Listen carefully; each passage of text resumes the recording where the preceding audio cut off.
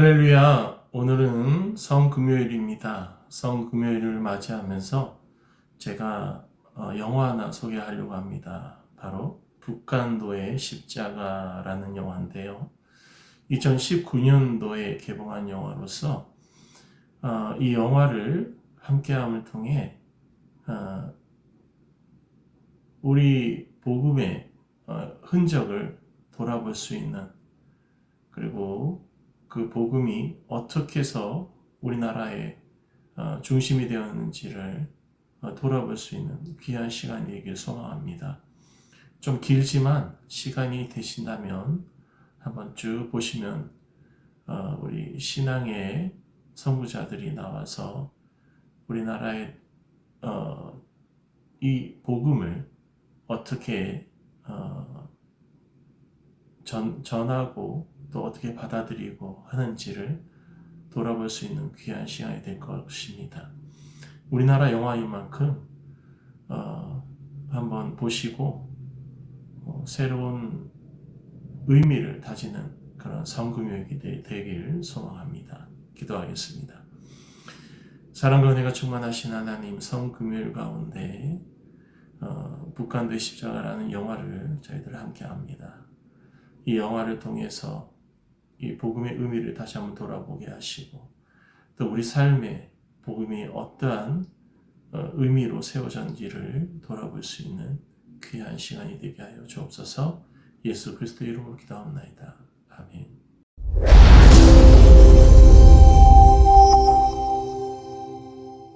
정상회담 이후 경제협력에 대한 기대가 커지면서 자원개발 공기업도 과거 사업을 남북협력이 얼마나 진행되는지, 앞으로 할 수 있는 분야가 무엇인지 등을 예비조사 차원에서 점검했다고 말했습니다. 근로자 가운데 상용 근로자는 7년 3개월 만에 감소세로 돌아섰지만 임시 일용직은 늘어난 것으로 나타났습니다. 통계청 자료를 보면 음식점 및 주점업에 종사하는 상용 근로자는 올해 1분기 지난해 동기보다 1,500...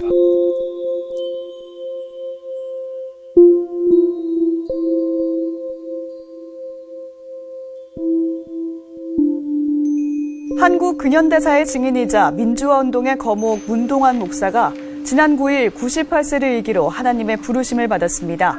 신촌 세브란스 병원에 마련된 빈소를 찾아 조문객들은 고인의 삶과 신앙을 되새겼습니다.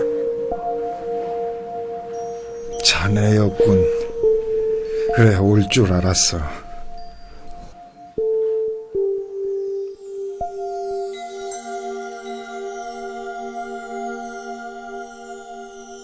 제가 문동환 목사님을 처음 만난 건 작년 이맘때였습니다.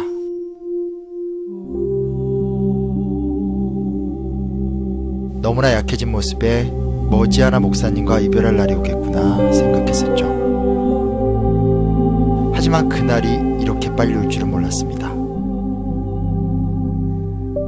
갑자기 쏟아진 소나기처럼 말이죠.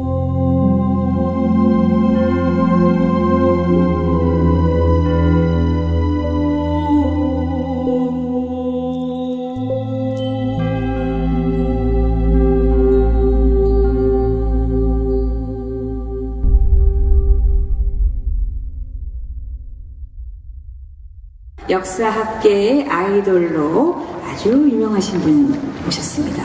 여러분 큰 박수로 맞아주십시오. 심용환 선생님이십니다. 선생님 어서 오시죠. 반갑습니다. 네, 안녕하세요. 네, 안녕하세요. 심용환입니다. 사실은 이제 되게 단순한 얘기지만 3.1운동이라는 것이 이 100만 명이 넘는 민족. 저는 역사를 가르치는 사람이자 기독교인입니다. 당연히 우리 역사 속 기독교에 대한 관심이 많죠. 그래서인지 일제강점기에 나약하게 무릎 꿇었던 기독교인의 역사가 부각될 때마다 전 혼자 화를 냈습니다. 물론 비굴한 역사도 있었지만 자랑스러운 역사도 분명히 있었습니다. 일본 제국주의에 당당히 맞서 싸웠던 북간도 기독교인들.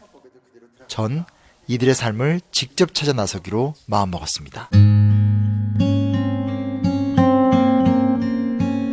북간도에는 모든 것이 있었지.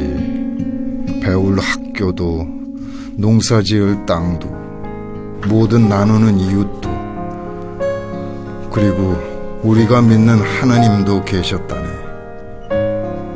없는 것은 단 하나, 나라뿐이었지. 만약 그때로 돌아갈 수 있다면 모두 보여주고 싶어. 북간도의 역사는 자네가 학교에서 배웠던 역사와는 달라. 다른 곳에선 100년 동안 일어날 일들이 우리 북간도에서는 겨우 10년 동안에 다 일어났어. 한시도 그냥 흘러가게 내버려 두지 않았어. 전율이 느껴졌어요. 저도 기독교인이고 역사를 잘한다고 자부했는데 내 귀로 직접 듣고 내 눈으로 직접 보고 싶어요. 이제 나밖에 남지 않았어. 어렴풋한 기억이라도 남은 사람은 말이야. 우리 고향 북간도의 일들은 절대 잊혀져서는 안 되네.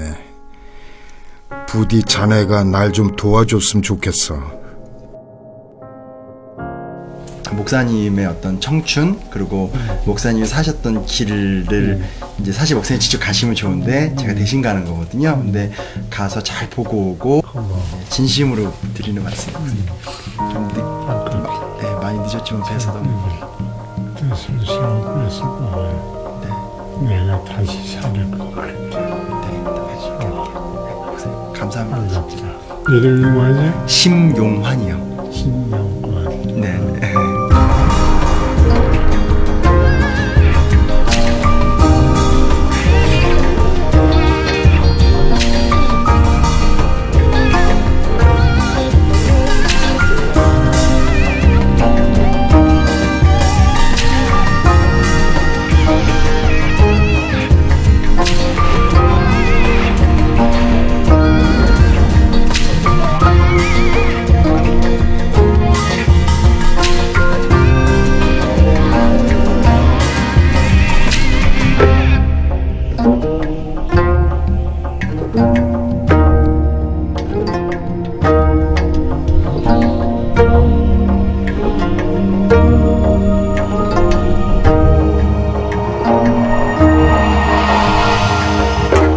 그렇다면 19세기 말 왜 많은 사람들이 북간도에 이주하게 된 걸까요?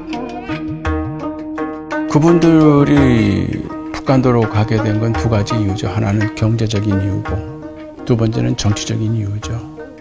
너무 살기가 어려우니까. 초창기에는 주로 경제적인 이유가 많았죠.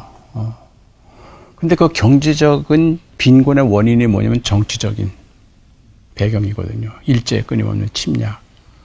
그렇기 때문에 경제 문제가 아니라 정치 문제라는 걸 이분들이 깨닫는 거죠. 그렇게 해서 그럼 정치 문제를 이걸 어떻게 풀어나갈 건가? 경제적인 빈곤 문제가 결국 정치적인 억압의 바탕이 되고 있었다. 이걸 깨닫는 거죠. 우리가 이렇게 뻗어나가는 거라 생각하잖아요. 청일전쟁의 결과 속에서 청일한 세력이 쇠퇴하고 이제 일본과 러시아라는 새로운 세력이 충돌하는 가운데서 그럼 이제 우리는 어떡하지? 되게 전쟁하면 승자가 있고 패자가 있다고 생각을 하는데 그렇지 않죠.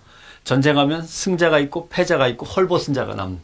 헐벗은 자. 그렇죠. 근데 우리 땅에 와서 지들끼리 싸우면 헐벗은 자는 우리 땅에서 남는 거지 뭐. 그렇죠. 그래서 결국은 헐벗은 사람들은 여기서 그냥 이렇게 죽는 거냐? 아니면 모험을 걸고 한번 지금 예멘 난민들처럼 뭔가 한번 바다에 몸을 던져서 가느냐? 아니면 먼 길을 떠나 보는 거냐? 야, 그게 선택을 해야 되는 거예요. 그러네. 그렇죠. 우리도 그때 많이 아마 사실 북간도가 정확히 어딘지 몰랐어요. 그런데 와보니 정말 넓어요. 땅끝이 다 보이네요. 사실 이곳은 우리 역사의 땅이었지. 밭을 갈다 보면 고구려 때 기와 조각이 나오기도 했다니까. 저 아래 좀 봐봐. 우리의 산하와 다를 바 없지 않아? 난 이 땅에서 태어났어. 여기가 내 고향이지.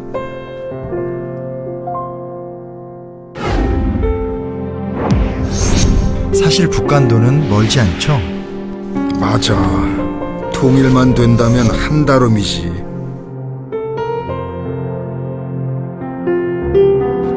하지만 다른 것들은 너무 변했지.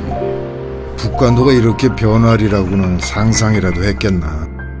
내 고향이라고 하기에는 이제 남은 것이 거의 없어. 부탁일세. 자네의 기억에라도 북한도의 모습을 남겨주게. 모두 사라지기 전에. 아니, 저 불꽃처럼 내가 사라지기 전에 말이야.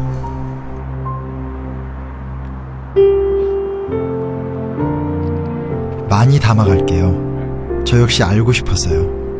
역사의 힘이 뭉쳐진 북한도에서 벌어진 일들 말이에요.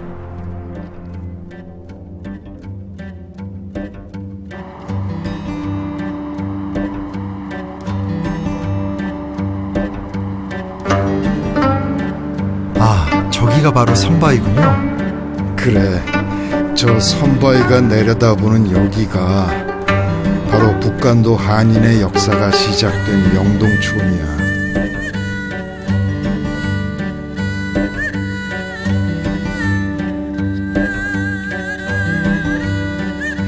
우리 문씨 집안을 비롯해서 김학연 목사님 가문, 그리고 우리 외갓집인 김해 김씨 김학교 선생 가문, 그리고 남씨 가문이 먼저 이곳에 왔지.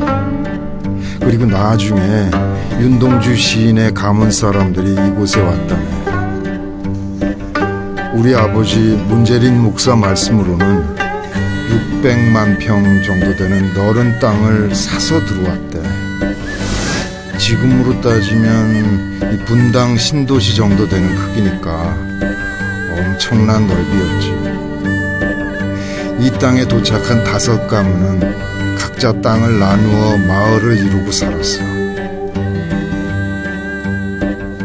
이제 민족운동을 할 새로운 터전을, 영토를 마련해야 되겠다라고 해서 북한도에 이제 그 장제 마을이라고 하는 이제 명동촌을 건설하게 되는데, 그때 이제 지도자들은 대개 애국 계몽 운동을 전개했던 한경도 지역에 그런 그 계열의 사람들이 이제 모여가지고 북간도에 가가지고, 원래 간도에서 나는 곡물은 밀, 콩, 옥수수가 대부분이었어.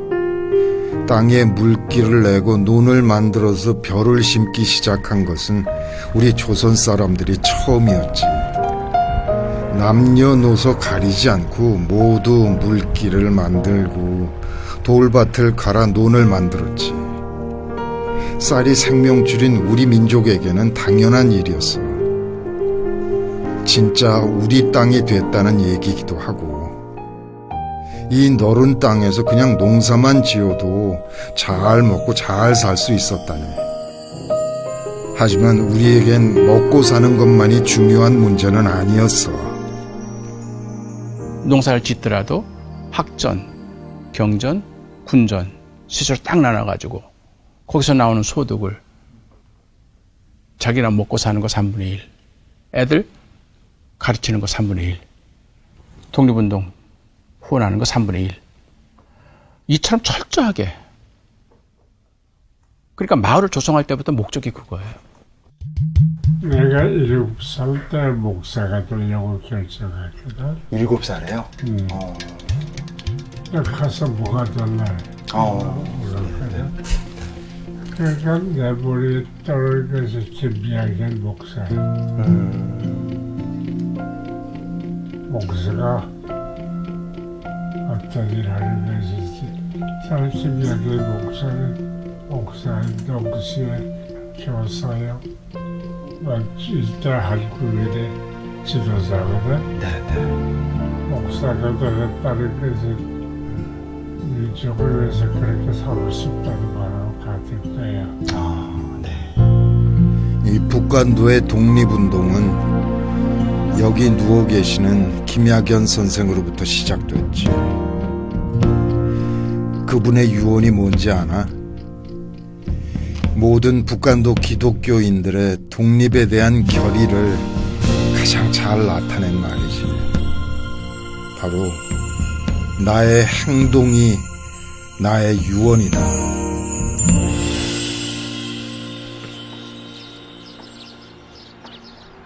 후손들을 위해 김학연 선생은 규암제를 세우고 아이들을 가르치셨지. 선생은 맹자를 10,000번이나 읽은 유학자셨어. 그러니 교육도 당연히 유학 중심일 수밖에. 그런데 그거 가지고는 근대 교육을 하지 못한다. 말하자면 세상은 변하고 일제가 우리를 지배하는 것은 근대 과학과 새로운 시대의 기술을 가지고 침략을 해오는데 우리가 전통적인 유학을 가지고 되지 않는다. 여기는 서울에 있는 상동교회 아닌가요? 갑자기 여긴 왜? 상동교의 역사는 우리나라 기독교 역사이자 동시에 우리 독립운동사와 다름없다네. 저기 상동교회 청년의 명단을 좀 봐봐. 와, 저 명단만 봐도 이건 정말 어벤져스가 따로 없네요. 혹시 그렇다면? 맞아. 북간도의 기독교 역사는 여기서 시작됐지. 특히 북간도 지역을 개척했던 분들 가운데 초창기 분들이 상동교회의 전덕기 목사님의 영향을 받은 분들이 많거든요. 전덕기 목사의 지론은 그거예요. 하나님을 잘 섬기는 것은 백성들을 잘 섬기는 거다. 나라가 잘 돼야 그게 바로 기독교 올바른 신앙이에요. 혹시 이분들을 아나? 1907년 네덜란드 헤이그 만국평화회의에 고종이 보낸 밀사들이야. 이주는 그때 상동 청년의 회장이었고 이상솔도 북간도에 머물고 있었지. 이상솔은 용정에 서전서숙이라는 학교를 세웠어. 서전서숙은 북간도에 세워진 한국 최초의 근대식 교육기관이었어. 서전서숙을 시작으로 드디어 북간도에도 신학문이 보급된 거야.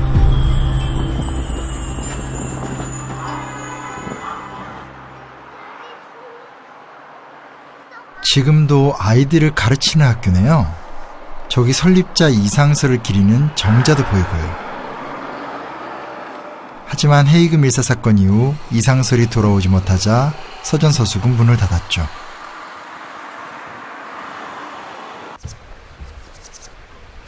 그때 김학연 선생이 그 뒤를 이어서 명동천에 명동학교를 세웠어. 곳곳에서 학생들이 몰려들었지. 하지만 새 문물을 가르칠 선생님이 부족했다네.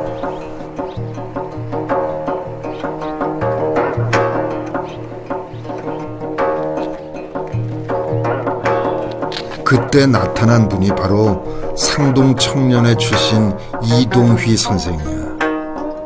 이미 국내에서 교육 활동으로 이름이 높았던 분이지. 그 이동희라고 하는 분이 북간도에 기독교를 전하고 교육운동을 하기 위해서 북간도 교육회라고 하는 것을 조직하게 되는데, 이 북간도 교육회에 말하자면 간도 선교를 책임 맡은 분이 정재면이라고 하는 이제 전도사였고, 처음엔 이제 이동희 선생한테 부탁했겠죠.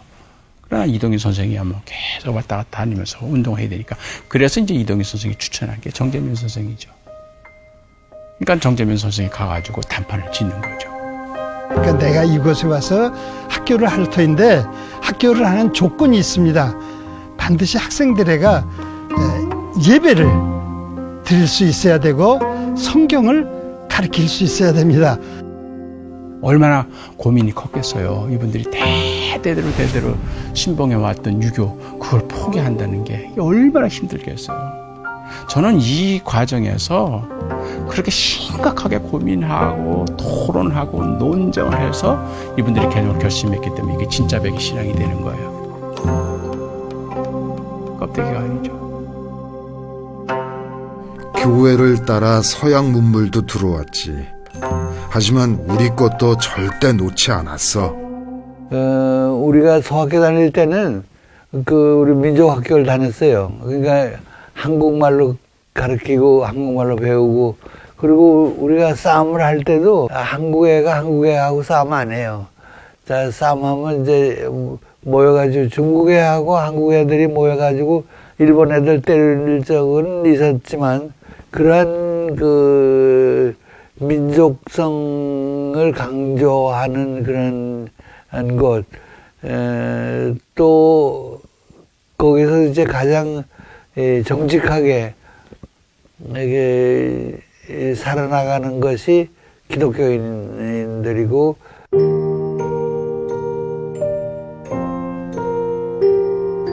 학교 옆에는 바로 교회가 섰어. 당연했지.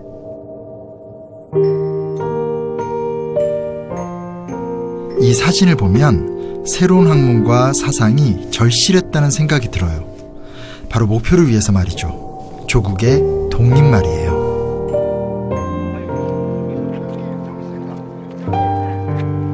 지금의 명동교회, 100년 전 불같은 믿음은 기대하지 않았지만 이젠 그냥 관광지가 되었네요.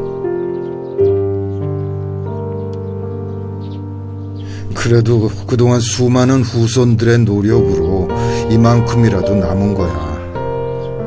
지금은 우리나라 땅이 아니니 뭐든 좀 아쉬울 수밖에.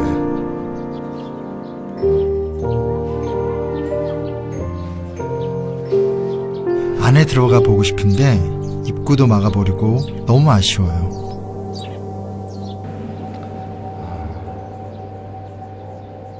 강대상밖에 없네.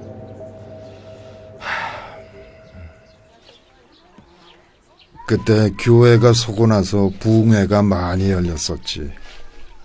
북한도 전역에서 사람들이 몰려들었다고 그래.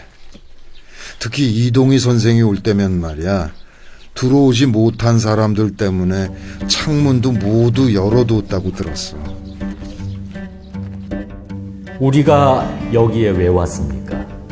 내 땅을 버리고 여기에 왜 왔냔 말입니까? 단지 먹고 살려고 여기 왔습니까? 아닙니다.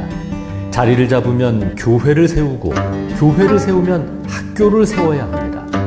그렇게 해서 3,000개 교회와 3,000개 학교가 세워지면 조선의 독립이 이루어질 것입니다. 정말 이동희 선생 말처럼 되기 시작했어.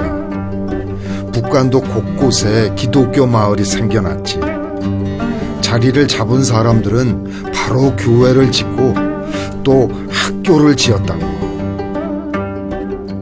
그 골짜기에 가보시면 진짜 골짜기잖아요. 그 골짜기에 황무지를 사가지고 성을 쌓잖아요. 토성을. 그리고 거기서 말하는 기독교 이상촌을 만드는 거예요. 고국을 고향을 떠나서 북한도에 갈 때부터 이미 그런 신앙적인 목표가 있었던 거죠. 우리는 단지 먹고 살 수가 없어서 그리로 피난 가는 거다 하는 게 아니에요.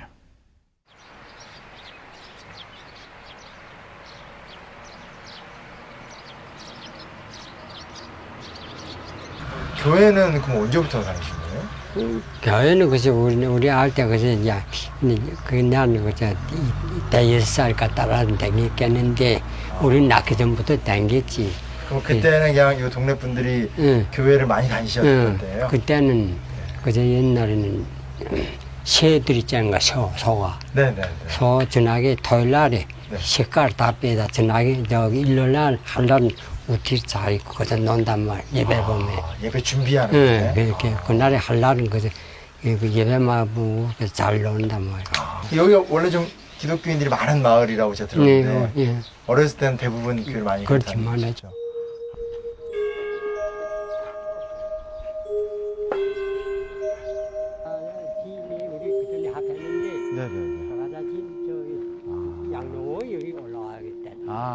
저 아랫집을 줬지. 어르신 교회 터는 그럼 어디예요? 요 전주 때 그래서 한 서너 미터 더 들어가게 한지. 아 전봇대 좀 뒤에. 응. 그리고 이거는 얼마에 나오는지 뭐 이거 그 다음에는 다 앞이. 아 근데 교회도 진짜 규모는 작은 규모는 아니네요. 그지. 그때는 사람 많으니까.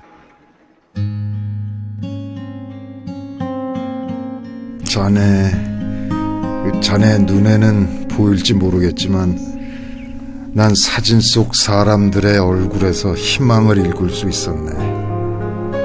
신앙으로 조국을 반드시 찾을 수 있다는 그 희망 말이야.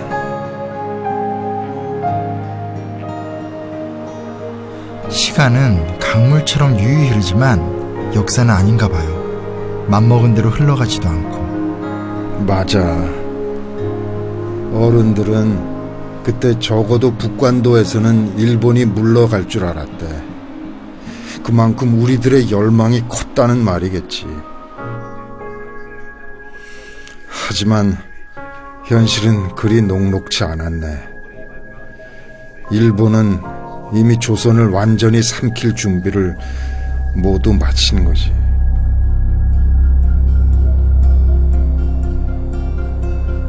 일본은 1907년 간도에 통가무 파출소를 설치했죠. 청나라는 이빨 빠진 호랑이라 뒷짐만 지고 바라보고 있었고요.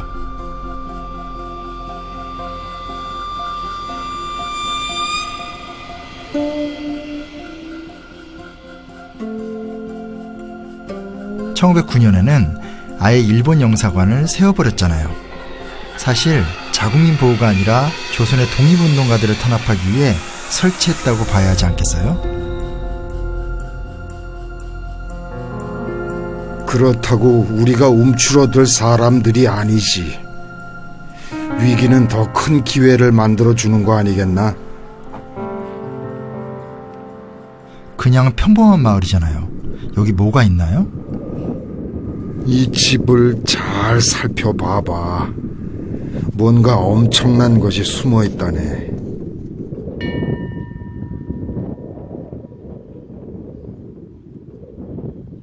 전형적인 함경도식 가옥이네요. 겨울에 날씨가 워낙 추우니까 남쪽처럼 대청마루가 있는 것도 아니고 집 밖으로 나오지 않고 집 안에서 모든 일을 할 수 있는 밭전자 구조로 되어 있는 집이죠.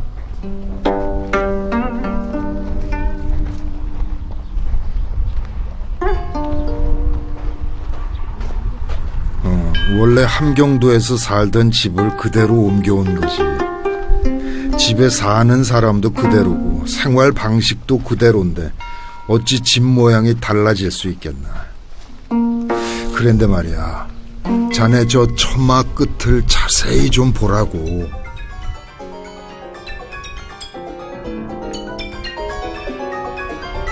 자, 봤나? 이게 북간도 기독교인들의 배짱이야. 일본 헌병들이 득실되는 곳에서 이런 걸 내걸었다니까. 그러니까 진짜 이 험한 땅에 와서 이 땅을 읽으면서 우리는 정말 태극기를 통해서 한민족의 정체성을 드러내고 있고, 그리고 그 옆에다가 이렇게 십자가가 되면서 우리가 한민족의 정체성 위에서 이렇게 신앙을 받아들였다라는 두 가지 마음이 세계 이렇게 만들어서 기와를 구워서 이 당당하게 건물 위에다 이렇게 매일매일 걸어놓고 만들어 놨다는 것 자체가 너무 마음이 애절하고.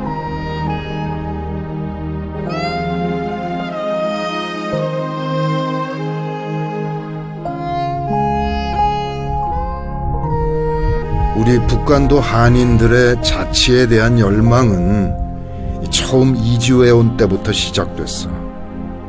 그렇지만 일본의 방해하고 중국의 견제로 그 일은 결코 쉽지 않았지. 드디어 간민교육회를 시작으로 1913년 간민회를 거쳐 훗날 대한국민회라는 독립운동단체로 변화 발전시켰지. 그 중에서 특히 우리 기독교인들이 그 중심에 있었어. 그 조직 자체가 교회를 중심으로 움직였거든.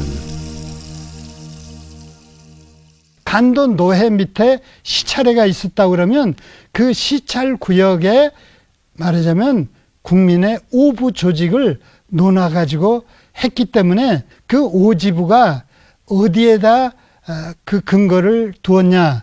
그러면 지부사령부를 딴 어떤 그 건물이나 집을 지어가지고 거기다 두었냐? 아니었어요. 그 지부사령부가 어디였습니까? 교회였어요. 교회뿐만 아니라 학교도 독립운동의 기지가 됐지.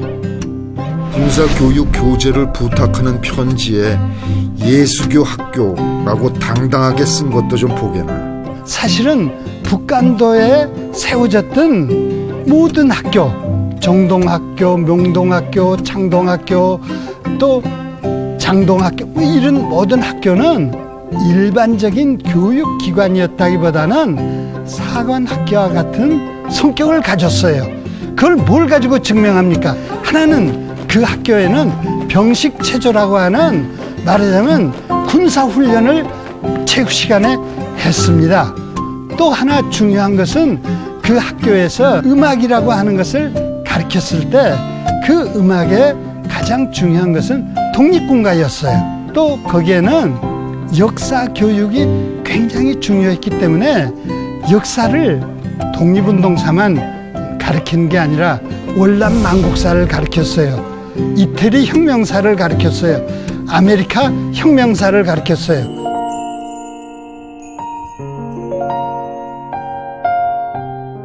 명동촌이 기독교를 받아들인 것은 자녀들을 제대로 가르쳐 빼앗긴 조국을 다시 찾겠다는 의지가 있었기 때문이야.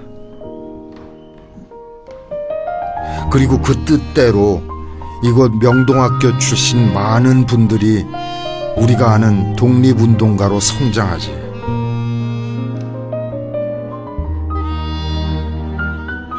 기독교와 함께 새로운 교육이 시작되고 뒤를 이어서 서양 문물도 전해졌어. 그와 함께 북간도에 많은 변화가 생겼다네.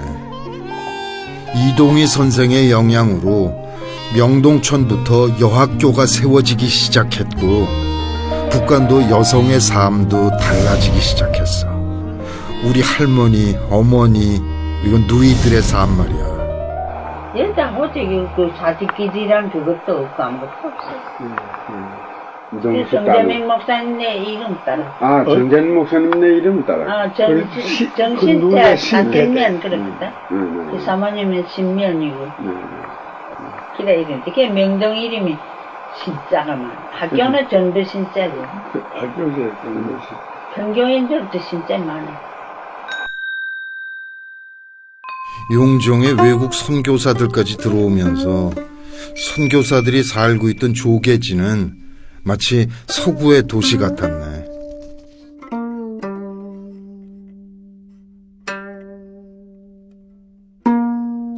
영국 덕이에는 지금 남아있는 것이 거의 없지.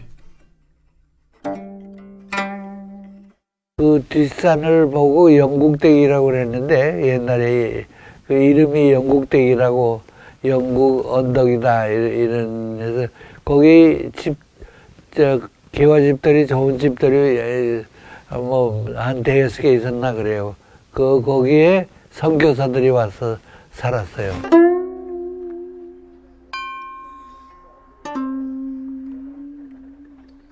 거기 지금 자네가 걸어가는 거기 바로 옆에 근대식 병원이 있었어. 북간도 최초의 근대식 병원, 제창병원 말일세. 부상당한 독립운동가들도 여기서는 안심하고 치료를 받을 수 있었다네. 캐나다 조계지라 일본 군인들이 들어올 수 없었거든. 이 영국 덕이는 모두 김학연 선생으로부터 시작됐다네. 북간도 조선 백성 200여만 명 중 교회는 40여 개, 교회는 1,600~700명입니다. 구역을 4개로 나누어 각각 목사와 남녀 전도인 한 사람씩 있어야 목자 잃은 어린 양 같은 백성을 구원할 수 있습니다. 그렇게 파견해 주시기를 바라고 기도합니다.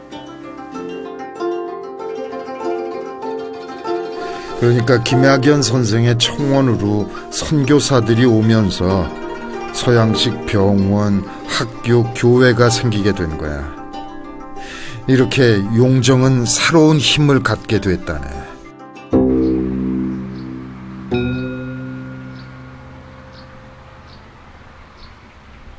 경제적, 정신적 에너지가 충만해진 때 새로운 생명들이 태어난 거군요. 그야말로 진짜 북간도의 후예들 말이죠. 그렇지.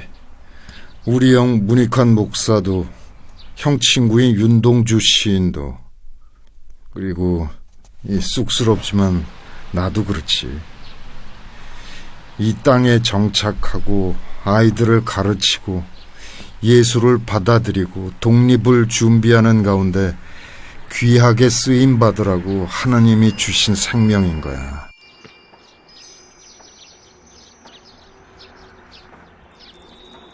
별처럼 빛나는 역사의 주인공이 될 이들은 모태신앙이라는 축복과 함께 부모보다 나은 교육을 받고 북간도의 주역으로 자라나게 되죠.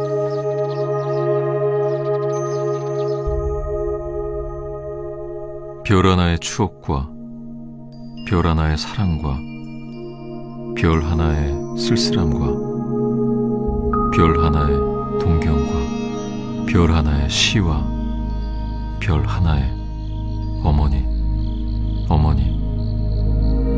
이네들은 너무나 멀리 있습니다. 별이 아스라에 멀듯이. 어머님, 그리고 당신은 멀리 북간도에 계십니다.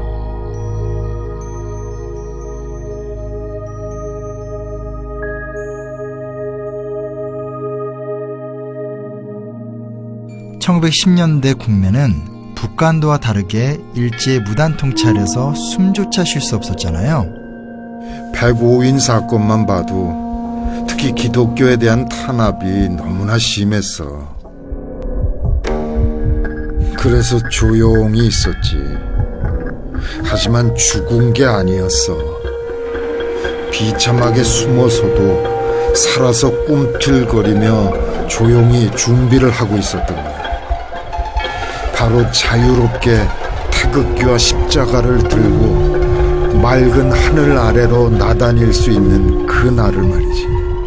사실 1910년 강제합병이 이루어진 다음에 1919년까지 국내에서 민족운동은 전무입니다. 1911년에 105인 사건이 일어나서 철저하게 민족운동 세력들을 억압하고 탄압하고 억제했기 때문에 진짜 잠잠했어요. 일본으로서는 이제 드디어 한반도는 완전히 자기 땅이라고 생각한 거예요. 근데 그게 터져나간 거예요. 굉장히 충격이 큰 거죠. 포기할 수 없는 자주 독립에 대한 의지, 그게 잠복했던 거예요. 가물었을 때는 시냇물이 지하로 흐르듯이 그걸 다시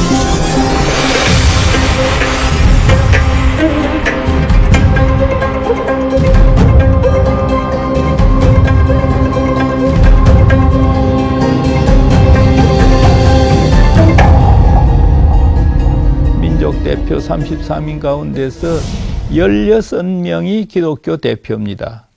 서울 외 지방에 가면 대부분이 이게 기독교 중심으로 일어나게 됩니다. 3월에서 5월까지 그 통계를 보니까 잡혀 들어온 사람을 조사한데 22%가 기독교인이에요. 당시에 기독교인 수가 20만 명을 조금 넘었습니다. 그 우리나라 인구가 1600만, 2000만 동포라 그랬지만 1600만 오갔습니다. 그러면 1600만의 20만 명이라 한다면 1.5% 내외입니다.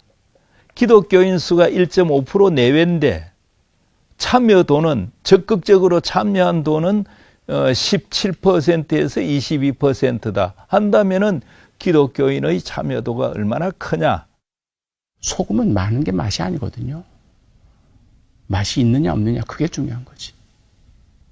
그렇기 때문에 적을수록 거기에는 진짜 목숨을 내걸고, 이거는 네, 전생을 걸고도 한번 추구해 볼 만한 가치가 있는 종교다.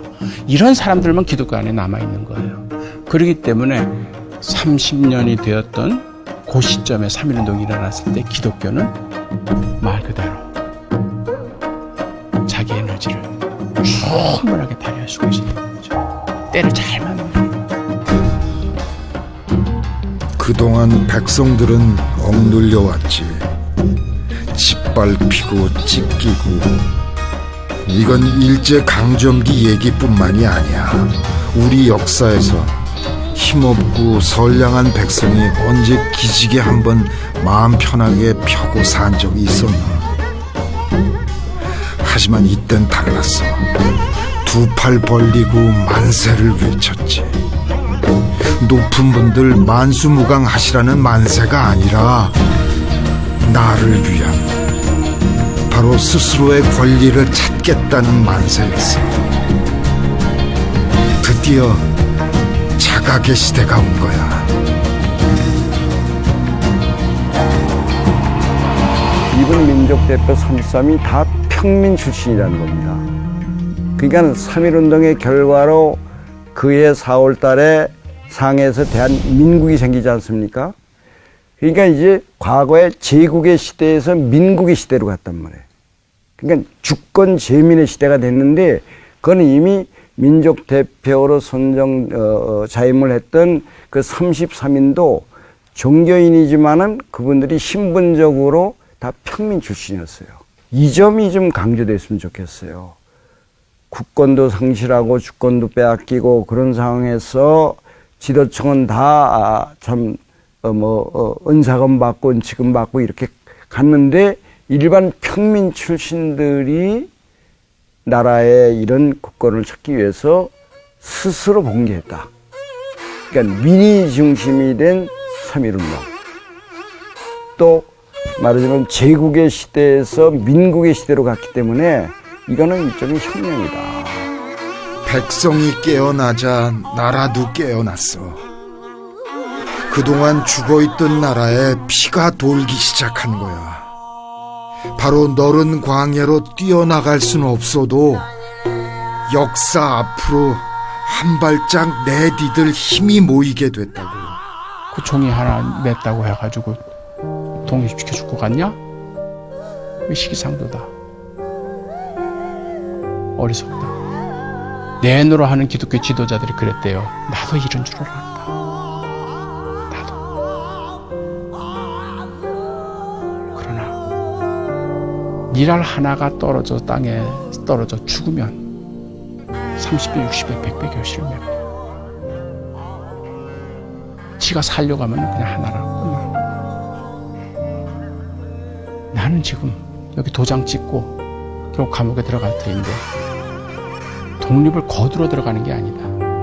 독립을 힘으로 들어간다. 그래서 위대한 거예요. 그래서 우리가 3.1운동을 거룩한 운동이라는 거예요. 힘는 필요한 거죠. 다른 사람 다 거두려고 하는 기쁨만 누리려고 그러거든요. 심는 자의 눈물은 몰라요. 누군가 심는 아픔과 외로움이 있으면 훗날 그걸 거두는 기쁨을 누리는 거죠. 3.1운동 이전에 이미 독립선언문이 제일 먼저 나온데도 그게 북한도 쪽에서 나왔습니다. 1919년 2월.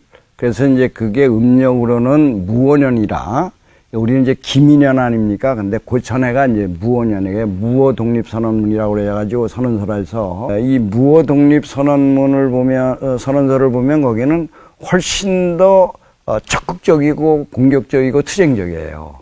본래 그쪽에 가 있던 분들은 기본적으로 독립운동의 방법론이 외교론이나 그런 실력 양선론적이 아니고 우리가 직접 무단 통치를 이걸 막으려면 우리 같은 투쟁력을 길러야 된다. 이제 그런 입장이었기 때문에 3.1운동은 그 다음에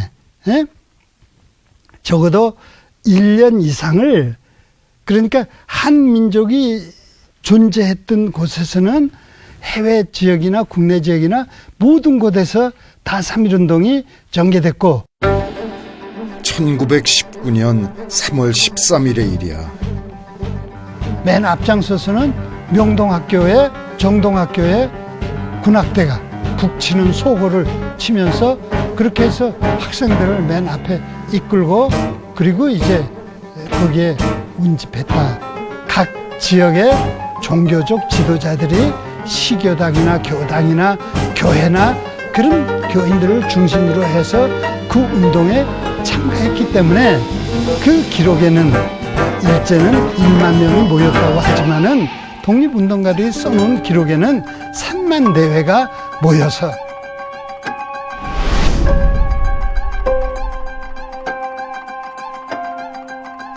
당당한 주장을 담은 독립선언 포고문이 뿌려졌지. 독립의 염원은 강해도 시위는 평화로웠대. 우리 어머니도 참여하셨어. 어떤 이는 손에 태극기를 들고 어떤 이는 십자가를 들고 나왔어. 그런데 말이야, 갑자기 중국 군사들은 공주에다들고 탄원 예정에서 우협적으로 논문인데 그 자리에서 총을 맞아 죽었다. 그런데 모르긴 모르지만 영사관에서 순사들이 왔다서 그 실탄을 또 놔가지고서는 놨던 모닝가 봐. 서전대야. 말 그대로 넓은 벌판이었던 곳이 이렇게 변해버렸네요. 저 기념비마저 없으면 여기서 무슨 일이 있었는지 알 수 있었을까요? 글자가 훼손된 비석에 다시 세운 저 비석 말이에요.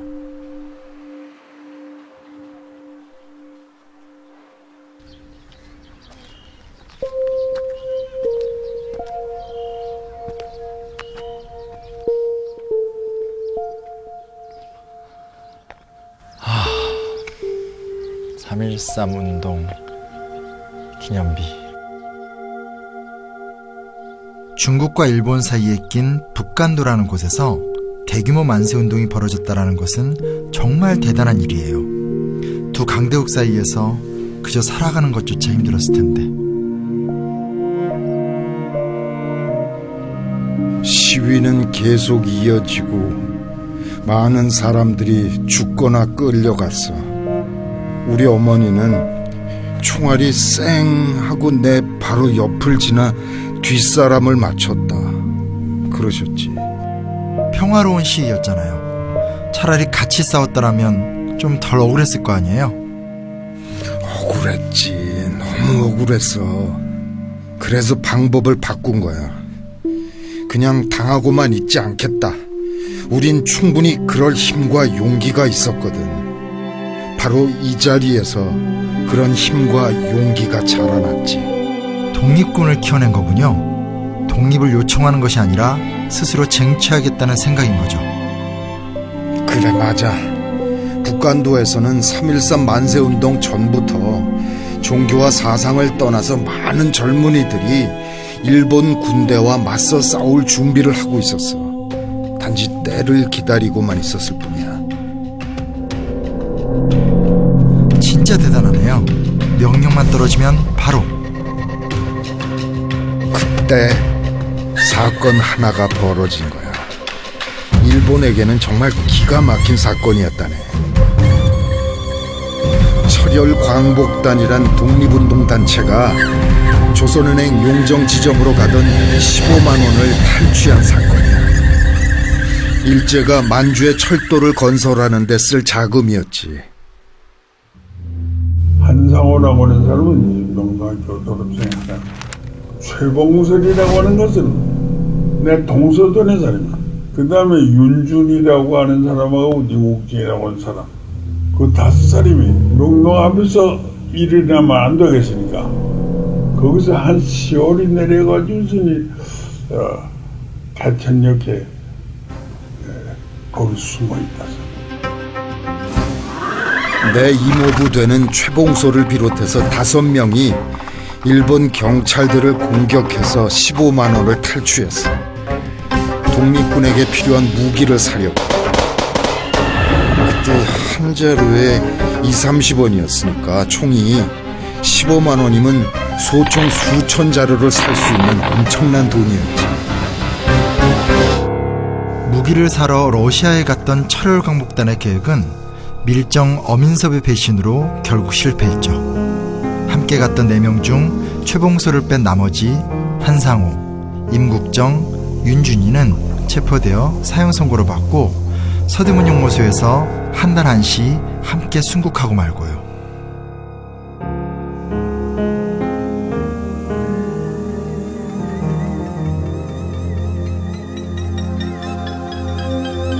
세 분의 유해는 1966년에야 국립묘지에 안장됐어.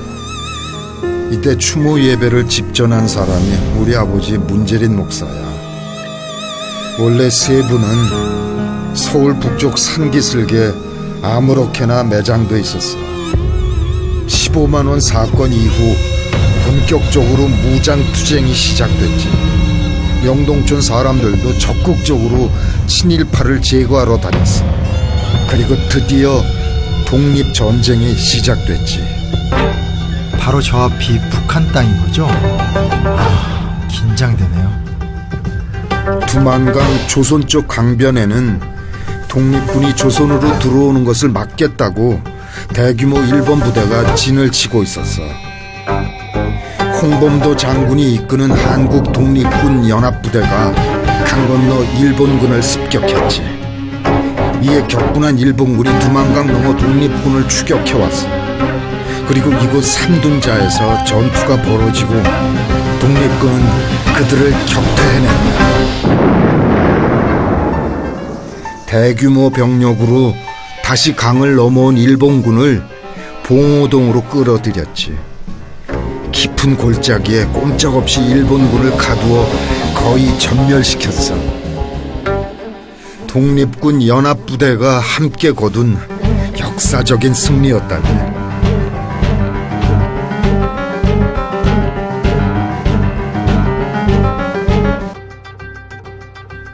그런데 말이야, 자네 여기가 어딘지 알겠나? 혹시 여기서 어떤 일이 벌어졌는지 짐작할 수 있겠어?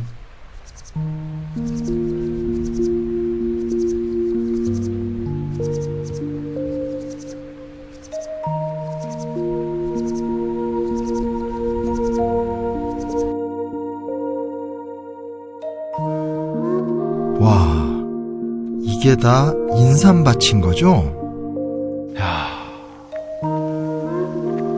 이거 그냥 진짜 산밭이네, 산밭.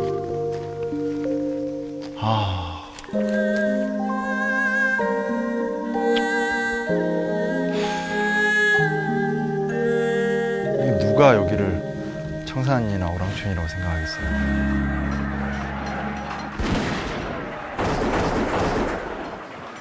그래, 누가 이곳에서 역사적인 청산리 전투가 벌어졌다고 믿겠어.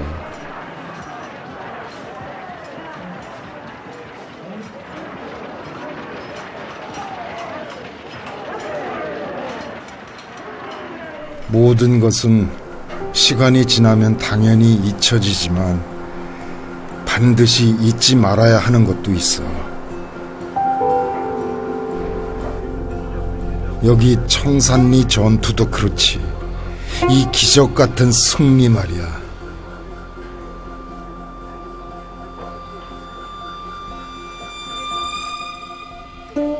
청산리에서 벌어진 전투 중에 가장 접전이 벌어졌던 곳이 바로 이곳 어랑촌이야.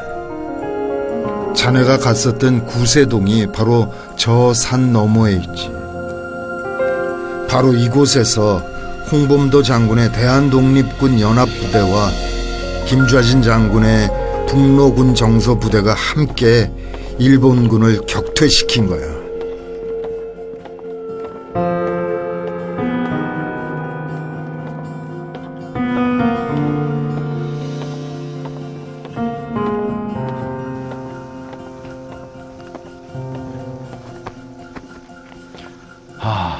여기가 이 청산리 전투의 최대 격전지였었던 어랑천 일대예요. 사실은 어떤 전쟁 유적지나 전투 유적지가 특별히 뭘 이렇게 만들어져 있거나 이런 것들 별로 없다고나 할 수 없는 게 당연한 건데, 여긴 그냥 정말 산밭으로 바뀌었어요. 근데 이게 여기 보시는 거 정도가 아니라 저 위까지 저 아래까지 다 그냥 인삼밭으로 바뀌어서 그냥 농사 짓고 계시니까, 그래서 독립운동사에 정말 유일무이한 사건이 일어난 곳인데 이렇게 있어도 되나? 라는 좀 당혹스러움도 있고 좀 기분이 말할 수 없이 묘해요.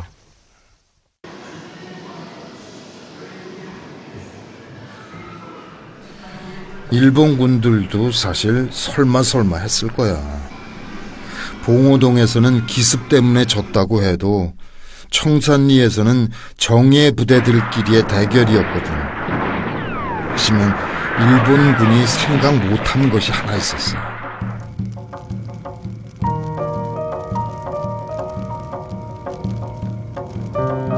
어디는 교회라고 하는 데서는 이제 독립군들이 오면 그 최선을 다해서 먹을 것 와서 대접하고 해가지고 숙소를 했죠.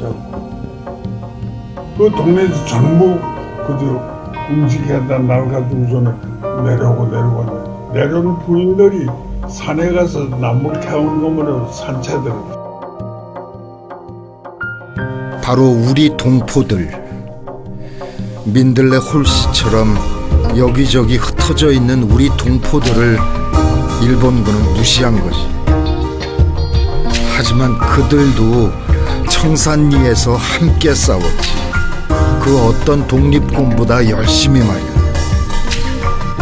청산리 그 70리 그 계곡에는 거기에 다 교회가 있었습니다. 예를 들어 장은평교회, 구세동 교회. 고국을 떠난 디아스포라는 종교를 매개로 해서 공동체를 형성해 나가죠. 그러니까 경실 대토 볼 때 일본군들이 집중적으로 독립군들을 추적해서 가다 보니까 그게 다 교회하고 연결되는 거예요. 그러니까 민족이 당할 고난을 교회가 당하는 거죠. 내가 어릴 적에 너무나 무서운 얘기를 들었어. 명동촌에서 얼마 멀지 않은 장암동이란 마을에서 벌어진 일이야. 청산리 전투가 벌어질 즈음에 일본군이 사람들을 교회에 몰아놓고 불에 태워 죽였어. 그리고 다 타지 않은 시신을 파내서 또 태웠지. 다들 설마 했지만 그건 사실이었어.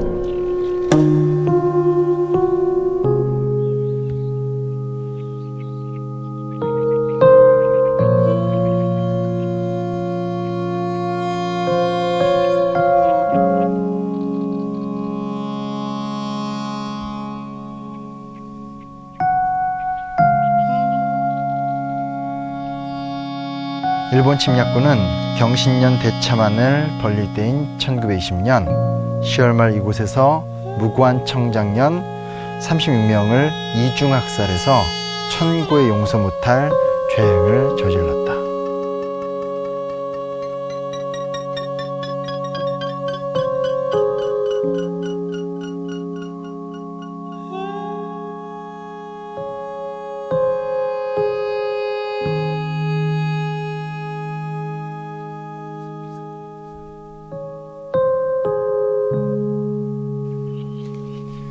원래 마을 제일 높은 곳에 교회가 있고 그 간도 국민의 동부지방의 분회가 거기 있었지.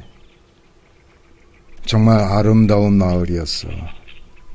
노루가 자주 나타난다고 해서 노루바위골. 그래서 장암동이라고 했다네. 여기가 학교가 있었고 저기 나무인대가 교회가 있었고 여기가 학살터란 말인데.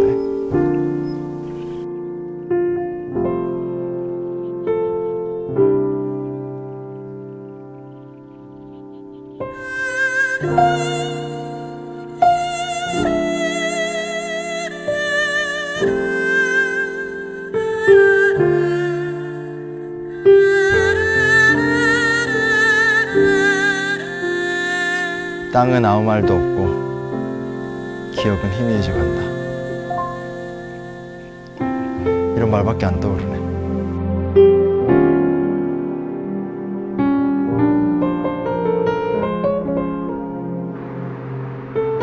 북한도 곳곳은 이미 일본군의 보복 만행으로 쑥대밭이 되어 있었지. 명동촌도 마찬가지고. 기독교인이 대다수였고 3.13 만세운동을 주도했던 명동학교까지 있었으니 말이야. 하지만 그래도 최악의 보복은 피할 수 있었어. 그 일은 저도 알고 있어요. 당시 김야균 선생은 출타 중이었고 문재린 목사를 비롯해 마을 지도자 5명이 일본군에게 스스로 잡혀간 거죠. 더 이상의 무고한 희생을 막기 위해서요. 그래, 맞아. 다행히 더 이상의 비극은 벌어지지 않았어. 하지만 안타깝게도 우리 아버지 문재린 목사를 포함해서 3명은 석방됐지만 나머지 2분은 연길 감옥에서 사형을 당하고 말았지. 너무 어처구니 없는 일이었어. 일본의 입장에서는 북한도의 기독교인들은 눈엣가시였으니까요. 일본 영사가 김야균 목사를 비롯한 북한도 기독교 세력을 불령선인으로 보고했다는 문서만 봐도 알 수 있죠. 맞아. 그러니 일본군은 독립군 기지와 같았던 명동학교를 불태워버린 거지. 이번 기회에 독립운동의 싹을 아예 잘라버리려 했어. 기독교 독립운동의 구심점은 명동학교와 명동촌을 떠나게 돼버렸지. 다른 계열의 독립운동가들도 러시아나 중국 내륙, 그러니까 북경이나 상해로 떠났어. 일부는 깊은 산속으로 들어가서 무장투쟁을 계속하게 되고 말이야.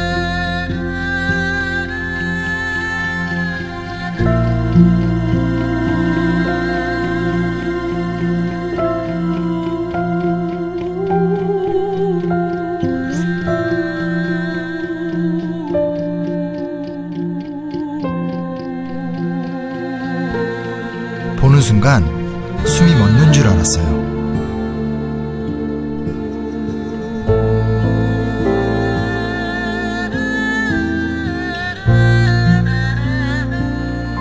가파른 절벽에 있는 태극기라. 그리고 그 옆에 써놓은 이름들. 대한독립 만세를 외치고 싶지만 이런 첩첩산중에 숨어야 하는 답답한 마음이 보이기도 하고 독립운동을 위한 맹서일 수도 있고 아무튼 너무나 마음이 짠해요. 역사는 하나의 큰 물줄기라고 생각해요. 비록 외부의 압력과 내부의 분열로 독립운동이라는 큰 줄기는 상위 임시정부로 넘어갔지만 명동촌에는 원래 흐르던 북한도 기독교인들의 역사적 물줄기가 분명 남아 있었으리라 생각해요. 그래, 그 물줄기가 만든 길을 지금 자네가 따라가고 있는 것이고.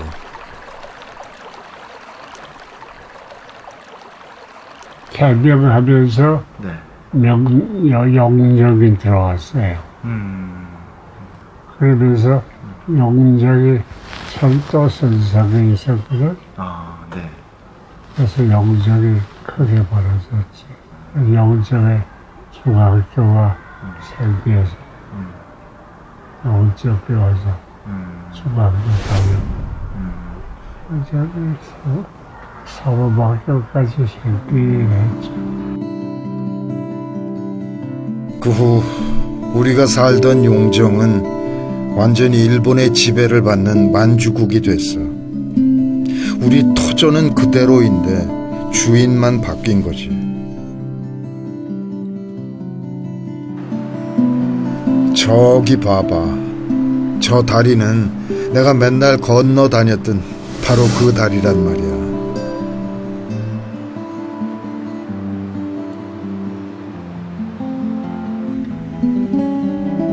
비록 시대는 점점 암울해져 가고 뜻이 있는 사람들이 하나둘 떠나가고 있었지만 새로운 인재들은 북간도에서 다시 자라나고 있었죠. 맞아. 이들은 나중에 남한으로 내려가 새로운 교회의 역사를 세우게 되지. 사회를 향한 날카로운 화살촉이 돼서 불의에 항거하고 휘인 것을 바로 세우는 일을 교회의 의무로 만들게 된다고.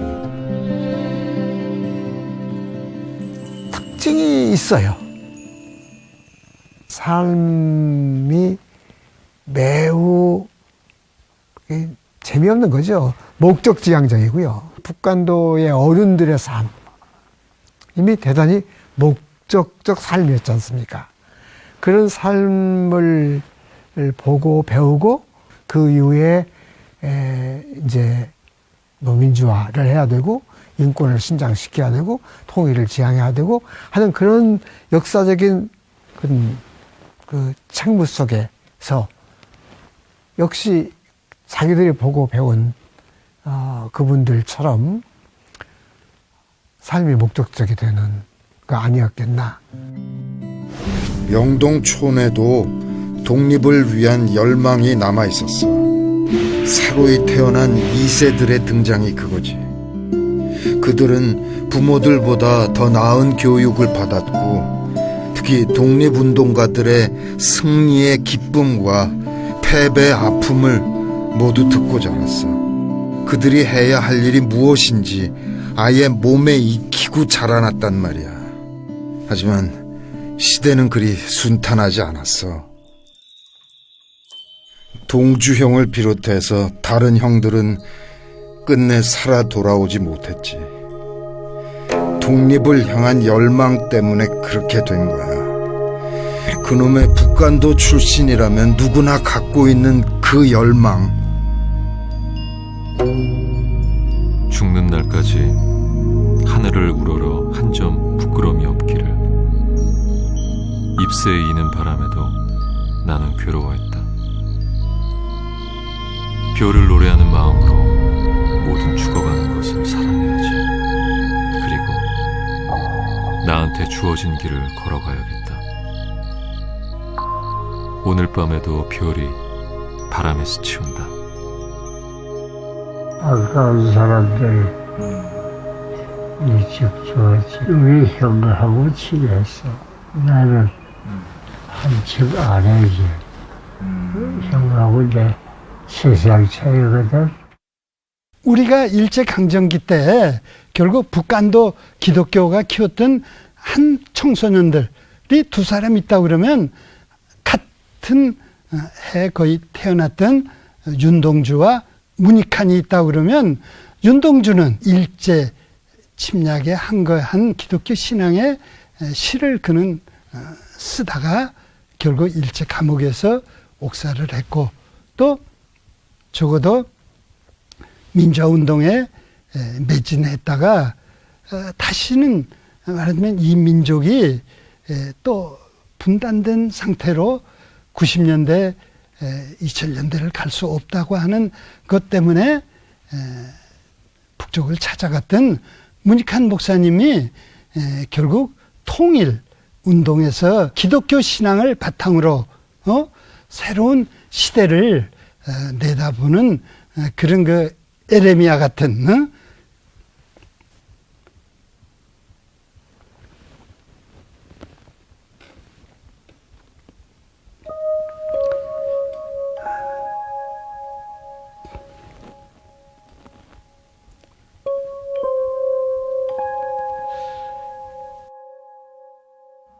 동주야,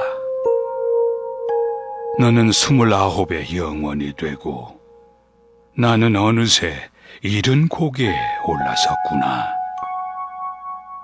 너는 분명 나보다 6달 먼저 낳았지만 나한테는 아직도 새파란 젊은이다.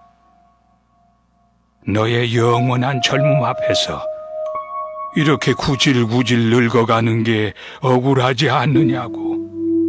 그냥 오기로 억울하긴 뭐가 억울해 할 수야 있다만 내가 나와 같이 늙어가지 않는다는 게 여간만 다행이 아니구나. 너마저 늙어간다면 이 땅의 꽃잎들 누굴 쳐다보며 젊음을 불사르겠니?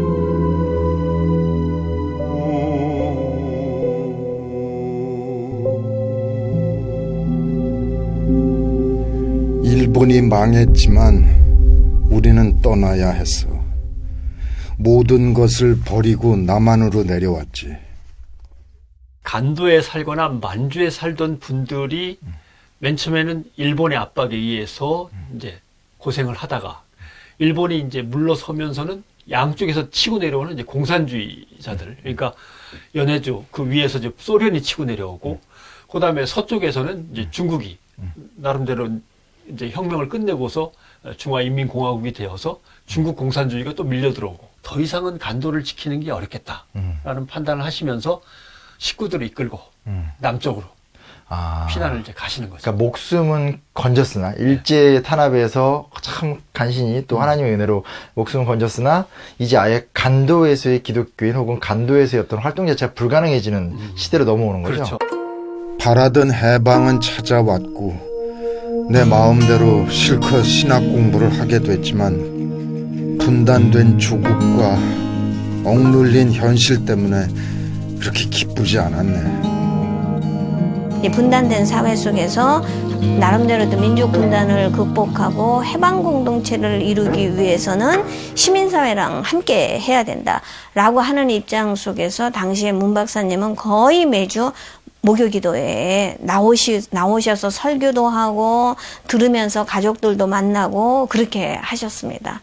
해방 신학자, 해방 기독교, 해방 교육 뭐 이런 것을 소개하는데 이제 그것이 실천적 삶으로 연결돼서 수도교회도 그런 식으로 운영을 했고, 그리고 맨날 사람들하고 어울려서 이제 그 뭐 함께 살고, 가난한 사람들, 그다음에 억눌린 사람들 뭐 같이 함께 하는 생활이 너무나 익숙했고.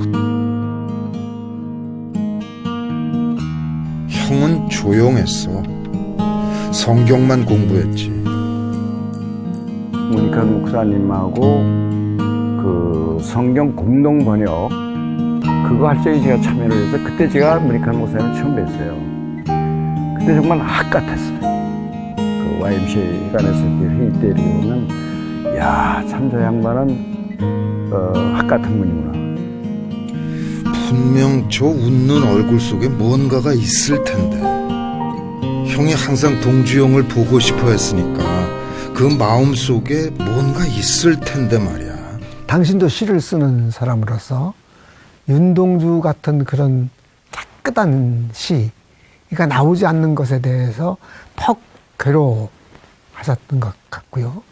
근데 그 윤동주에 대한 그리움, 윤동주가 지향했던 독립, 이런 걸 한쪽 가슴에 안고 있었죠.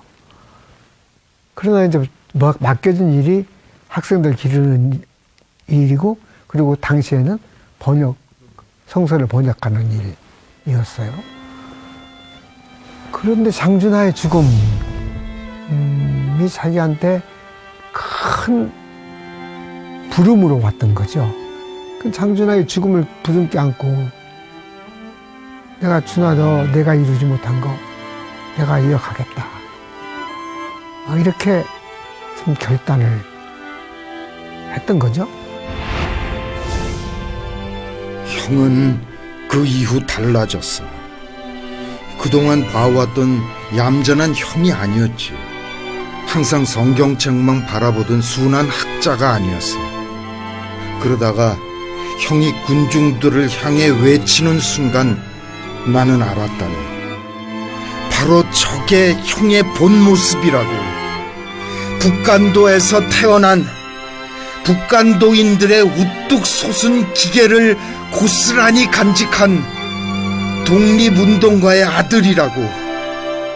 이제 민주화 운동에 치열하게 자기 몸을 던졌던 분들, 어느 경우에는 현실 정치에 자기의 몸을 던지기도 하고, 어떤 경우는 감옥 속에 던지기도 하고 했던 그분들은 역시 신앙의 기반은 북간도의 민족주의적 신앙이다. 훈련해 주소서 그 푸른 마음을 이 작은 가슴 아프게 때리며 백두와 한라가 피눈물 쏟으며 그 누름 터뜨리도록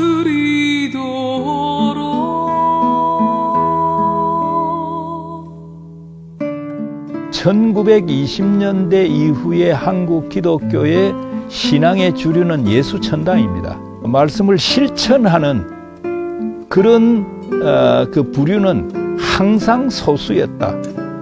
지금만 소수가 아니라 그 당시에도 소수인데 그 소수가 사실은 역사를 이룩해 가고 있다.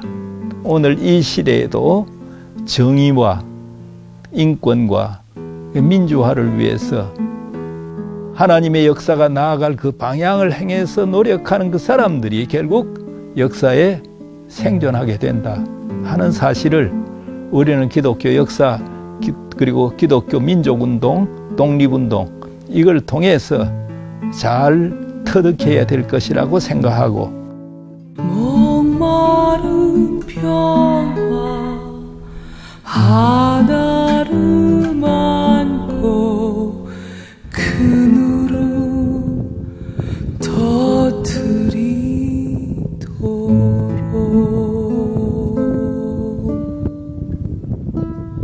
명동에서 영정까지 오는 길 그것이 마을 회상이 되지 올 때는 어떤 사람들 형하고 둘이서 걸어다니거든. 그때 둘이 딱 붙어서 같이 가는 아주머니랑 할아버지랑 저 둘을 같이 다니면 이야기하고 길 가지 않는다고 그렇게 해가고 가까워하는 돌아갈 시간이 돼가면서 마음이 점점 무거워져만 갔어요. 문동환 목사님께는 뭘 전해드려야만 할까? 그러다 생각난 게 목사님이 뛰어놀던 집터의 흙이 생각났어요. 사랑은 고마워 사랑은 뜨거워 쓰리고 아파라 피먹는 사랑아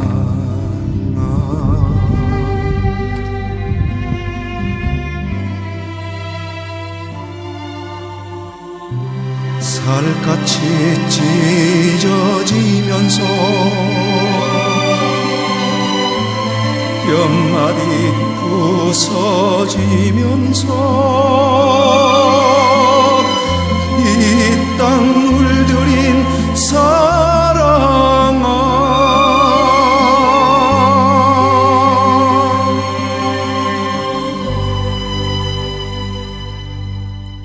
이 땅 심 선생, 나 대신 먼 길 다녀오느라 애썼어요. 고향 땅의 흙냄새가 참 좋네. 진지하게 살면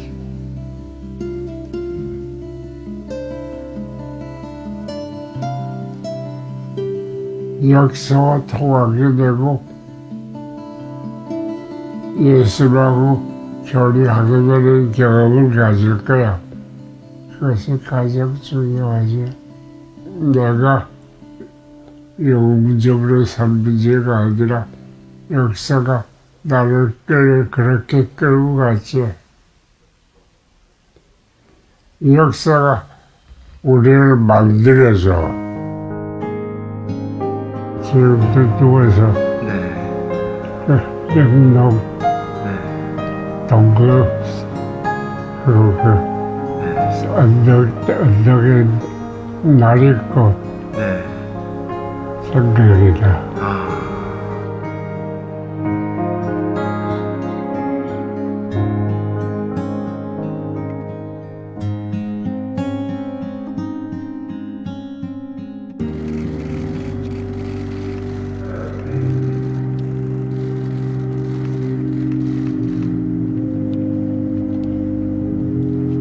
인류의 평화에 공헌하는 나라의 국회의원 최선을 다해 주십시오.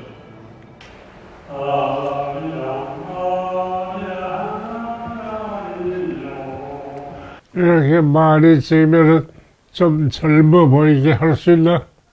얼굴에 주름 같은 거랑 제가 좀 빼서 훨씬 더 젊게 제가 방송 나오게 하겠습니다.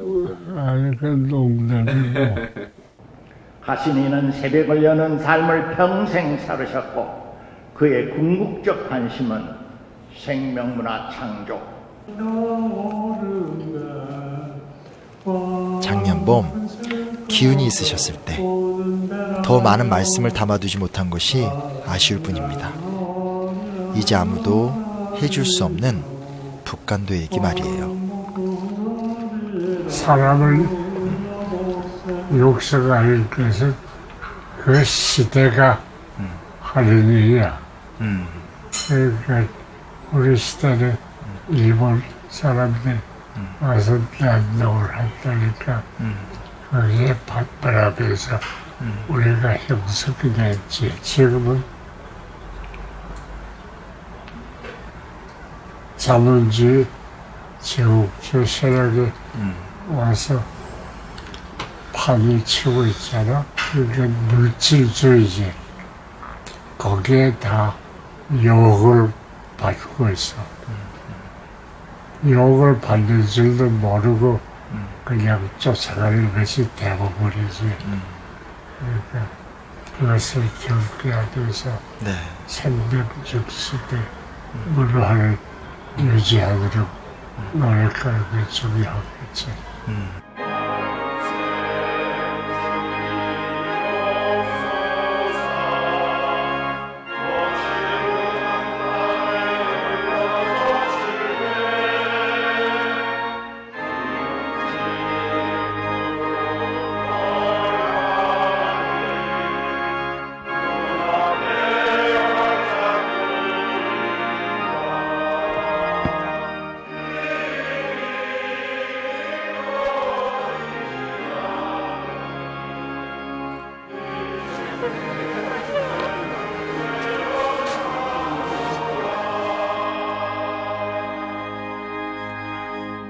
제가 삶으로 꼭 실천해서 제가 정말 부끄럽지 않은 후배로서 열심히 노력하도록 할게요, 목사님. 그 소리 듣기가 좋구나. 이름이 뭐예요?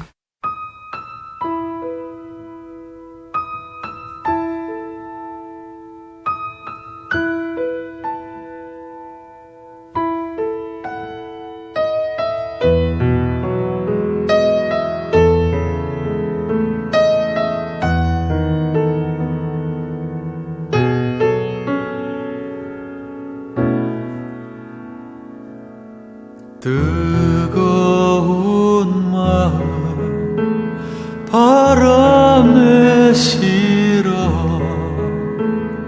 숨 막힌 이 땅에 보내노라.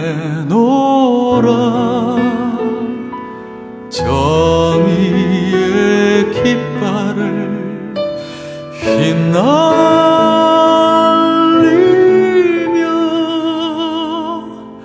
자유의 천지 이루